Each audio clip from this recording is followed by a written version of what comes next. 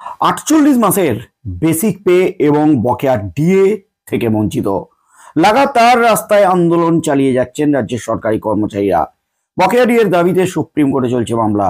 দীর্ঘ 10 বছরের আইনি লড়াই, সুপ্রিম কোর্টে ফাইনাল শুনানি শেষ হয়েছে ঠিকই, কিন্তু প্রায় 3 মাস হতে চললো, এখনো পর্যন্ত বকেয়া ডিএ মামলার রায় ঘোষণা করেনি সুপ্রিম কোর্ট। কবে রায় ঘোষণা হবে এই নিয়ে কিন্তু একটা উদ্বিগ্ন হতাশা গ্রাস করছে রাজ্যের লক্ষ লক্ষ সরকারি কর্মচারীদের। তার মধ্যেই কিন্তু এ যেন কাটা ঘায়ে নুনের ছিটের মতো। সরকারি কর্মচারী এবং শিক্ষক শিক্ষিকারা যখন 40% কম বকেয়া ডিএ পাচ্ছেন, অর্থাৎ ডিএ বকেয়া যখন কেন্দ্রের সাথে ফারাক 40%, ঠিক সেই মুহূর্তে কেন্দ্র তাদের কর্মচারীদের জন্য অষ্টম বেতন কমিশন জারি করে দিয়েছে। ইতিমধ্যেই নতুন বছর থেকে অষ্টম বেতন কমিশন শুরু হয়ে যাবে।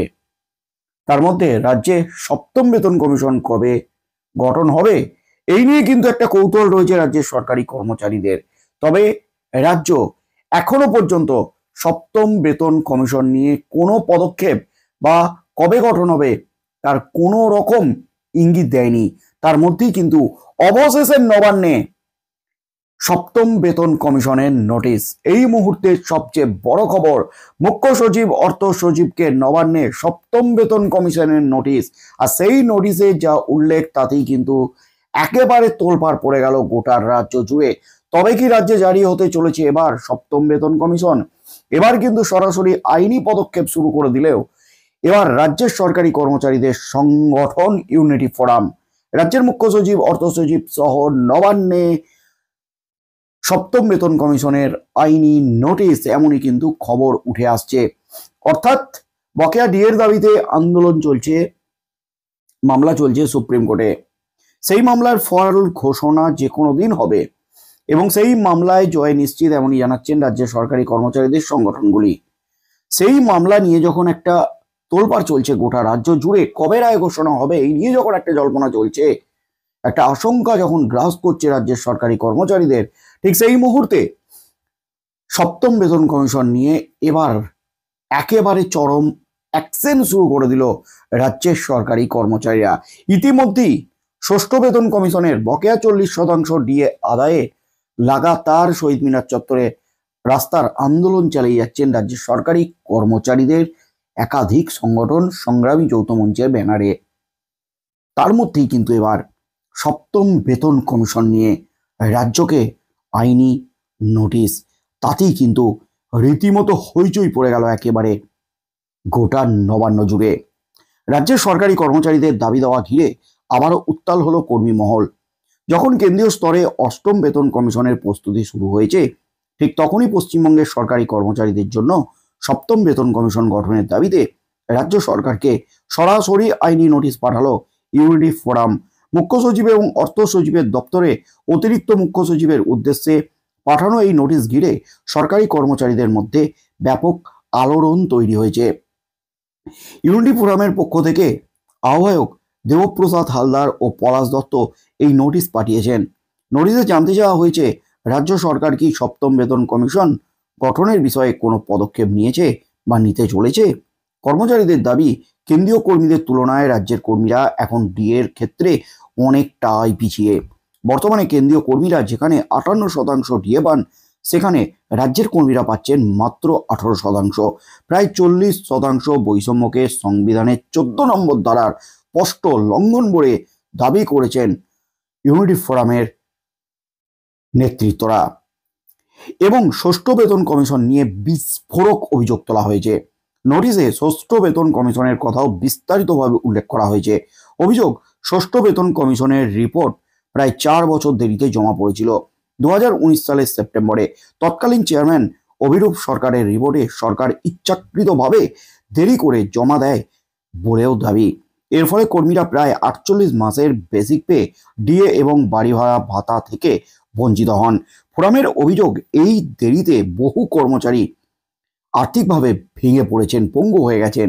উল্লেখ্য, নয়া দিল্লির বঙ্গভবনে কর্মরত পশ্চিমবঙ্গের সরকারি কর্মচারীরা 58% হারে ডিএ পাচ্ছেন, অথচ একই সরকারের অধীনে পশ্চিমবঙ্গে কর্মরত কর্মীরা পাচ্ছেন মাত্র 18% হারে। এই সিদ্ধান্তকে খামখেয়ালি এবং অসৎ উদ্দেশ্য প্রণোদিত বলে আখ্যা দেওয়া হয়েছে। পাশাপাশি বলা হয়েছে অ্যাডমিনিস্ট্রেটিভ ট্রাইব্যুনাল, কলকাতা হাইকোর্ট এবং সুপ্রিম কোর্টের নির্দেশ থাকা সত্ত্বেও রাজ্য সরকার সেগুলি মানেনি। তবে ইউনিটি ফোরামের প্রধান দাবিগুলি কি কি? অ্যাডভোকেট প্রবীর চ্যাটার্জির মাধ্যমে পাঠানো এই নোটিশে ফোরাম কয়েকটি স্পষ্ট দাবি তুলেছে। সেগুলি হলো অবিলম্বে কেন্দ্রীয় হারে 58% বকেয়া ডিএ বকেয়া সহ প্রদান করতে হবে, 10% সুদ সহ রোপা 2019 অনুযায়ী বেসিক পে এর সাথে ডিএ মার্জ করতে হবে, দিল্লির বঙ্গভবনের কর্মচারীদের মতো। সমস্ত আইনি জটিলতা এড়িয়ে 31শে ডিসেম্বর 2025-এর মধ্যে এই প্রক্রিয়া শেষ করতে হবে। কেন্দ্রীয় অষ্টম বেতন কমিশনের রিপোর্টের ভিত্তিতে রাজ্যে সপ্তম বেতন কমিশন গঠনের জন্য অবিলম্বে একটি কমিটি গঠন করতে হবে। প্রতি 10 বছর অন্তর বেতন কমিশন গঠনের রীতি অনুযায়ী 2026 সালে নতুন কমিশন গঠন হওয়া উচিত। বেতন কমিশন যে ফিটনেস ফ্যাক্টর 2.58 না হলেও যদি 2-এর কাছাকাছি থাকে, তবে যাদের বর্তমান বেসিক 30,000 টাকা তা বেড়ে প্রায় 60,000 টাকায় পৌঁছাবে, যা কর্মীদের জন্য বড় আর্থিক স্বস্তি দেবে। এই নোটিশের জেরে সপ্তম বেতন কমিশন নিয়ে রাজ্য সরকার কি পদক্ষেপ নেবে, এখন সেদিকেই তাকিয়ে সরকারি কর্মচারী মহল। এবার কিন্তু তোলপাড় একেবারে রাজ্য, এবার আন্দোলন। এই আন্দোলন কিন্তু এবার আইনি পর্যায়ে চলে গেল।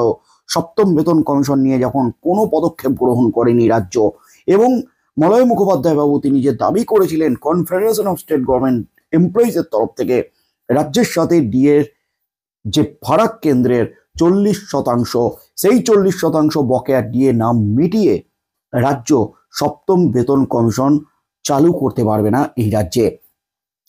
তাই একেবারে বকেয়া 40% ডিএ, এমনকি সমস্ত রকম দাবিতে রাজ্যের যে সরকারি কর্মচারীরা আর্থিকভাবে ক্ষতিগ্রস্ত হচ্ছেন, 48 মাস যে তাদের বেসিক বেতনে ক্ষতিগ্রস্ত হয়েছে, ডিএ নিয়ে যে আর্থিকভাবে ক্ষতিগ্রস্ত হয়েছেন, সমস্ত কিছুকে একেবারে উল্লেখ করে সরাসরি আইনি নোটিশ গেল রাজ্যের মুখ্য সচিব এবং অর্থ সচিবের কাছে।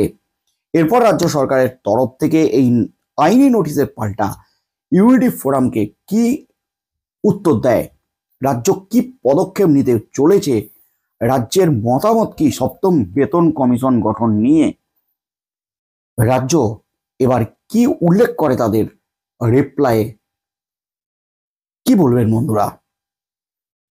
ইউনিটি ফোরামের তরফ থেকে রাজ্য সরকারকে আইনি নোটিশ পাঠানো হলো। সপ্তম বেতন কমিশন গঠন থেকে শুরু করে একাধিক দাবি। পঞ্চম বেতন কমিশনের যে বকেয়া ডিএ 10% সুদের হারে মেটাতে হবে, তার সাথে সাথে 48 মাসের যে বেসিক পে পাবেন সরকারি কর্মচারীদের যে ক্ষতি হয়েছে সেই ক্ষতিপূরণ দিতে হবে, এবং 40% বকেয়া ডিএ সেটাও কিন্তু মেটাতে হবে ষষ্ঠ বেতন কমিশনের। বন্ধুরা কি বলবেন, যে পদক্ষেপ শুরু করলেন ইউনিটি ফোরামের তরফ থেকে সরকারি কর্মচারীরা? আপনাদের মতামত অবশ্যই আমাদের কমেন্ট বক্সে কমেন্ট করে জানান। এটা কতটা যুক্তিযুক্ত, আপনারা এই পদক্ষেপকে কতটা সমর্থন করেন, কি হতে চলেছে আগামী দিনে, সেদিকেই চোখ থাকবে গোটা রাজ্যের।